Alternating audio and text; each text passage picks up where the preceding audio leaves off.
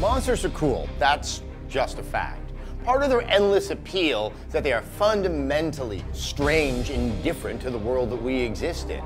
All of us can sit around and imagine that thing that would scare us when it goes bump in the night, but for TurboRock Studios, they had to figure out how to articulate that in such a way that you could control it, that it would become natural as you unleash your inner beast. Shield is up, let's see what you got!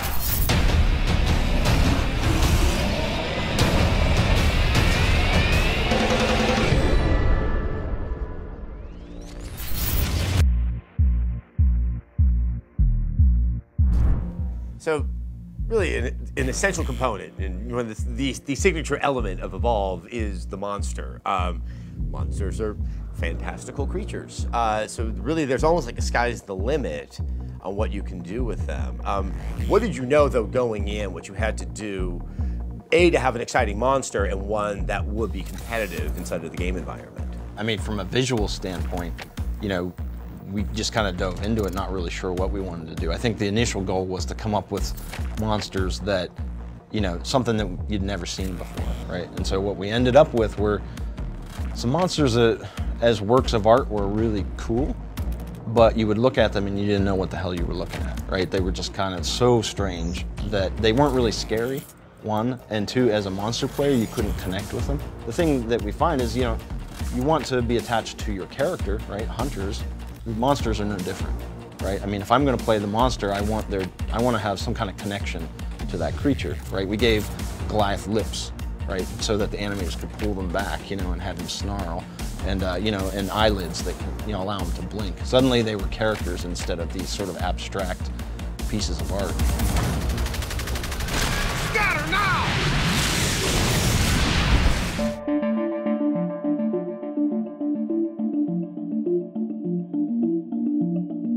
There's a lot of function and form that has to, you know, they have to coexist at all times and simultaneously.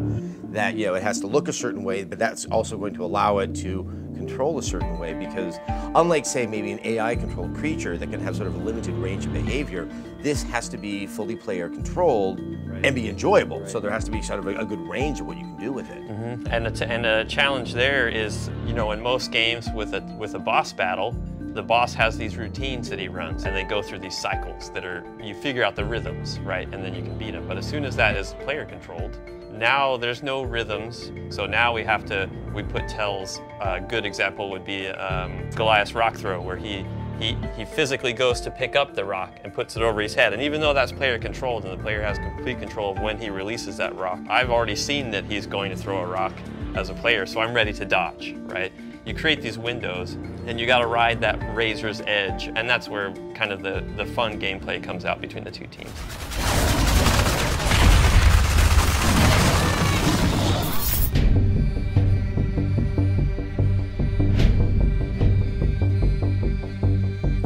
When you first started out with the game, with the monsters and where they are now, a lot has happened. The evolution of Goliath and Kraken. If you could sort of detail like what you thought you were going to be doing at the beginning, and then we can talk about sort of where it is now. Each monster always sort of filled a specific role. So we always knew off the bat that Goliath was the brawler, and he needed to get up close, always close the distance to get close to the hunters to sort of seal the deal. When we started, it was originally first person. It was a tedious affair, I guess to say the least, to try to keep track of 4 guys who are all just ganging up on you. It's just frustrating for the player, like it wasn't an enjoyable experience. We played the game for a long time in first person, and one of the things that we never really saw was the sense of scale or like change. The evolution, the name of the game was something that we had to sell, we knew that much. And you raise a camera up a few feet or even a couple meters, there was no impact and definitely nothing exciting. Getting taller is only part of it. Like, it's very difficult to sell like a sense of weight and size. It just feels like you're driving like the crappiest car ever.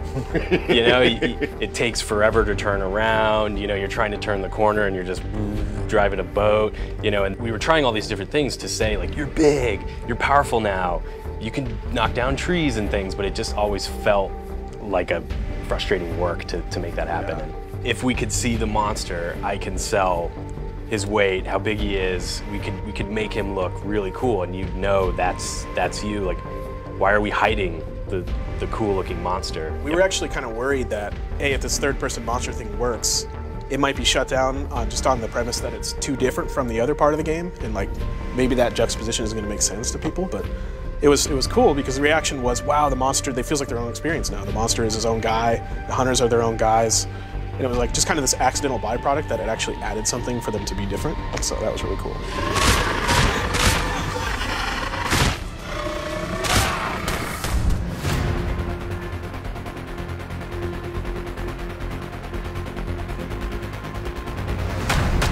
You know, we say monster, and I think we're conditioned to go bad guy or thing, which I should be very comfortable to loathe.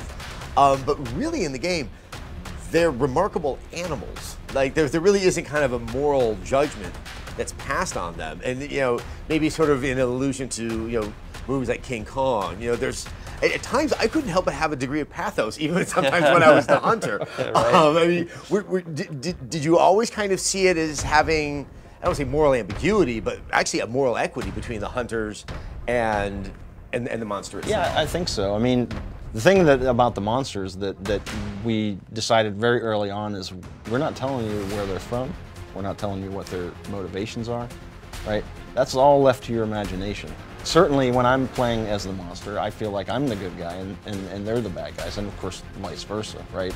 I mean, that is one of the most sort of fun aspects, is it is indulging, I think, many sort of childhood fantasies so many of us have always had. I mean, I assume that must have been ridiculous fun in the beginning to just kind of think of the monster, then think of the monster's sort of rule set, and just come up with like all of that logic. I mean, very few people get to have, you know, that indulgence. Yeah, that was such a huge opportunity for us.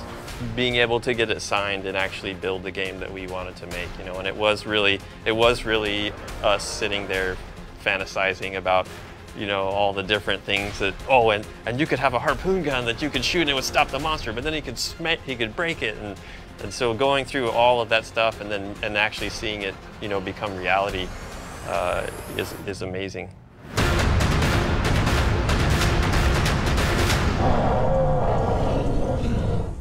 One of the great pleasures of conducting these interviews, and hopefully for all of you in watching them, has been such a fascinating look at the creative process of a talented developer. The experimentation, the risks, all in pursuit of something that wants to be fundamentally fun. From what I can see, that's been accomplished. But there's one more step in this creative evolution, and that's all of us playing the game.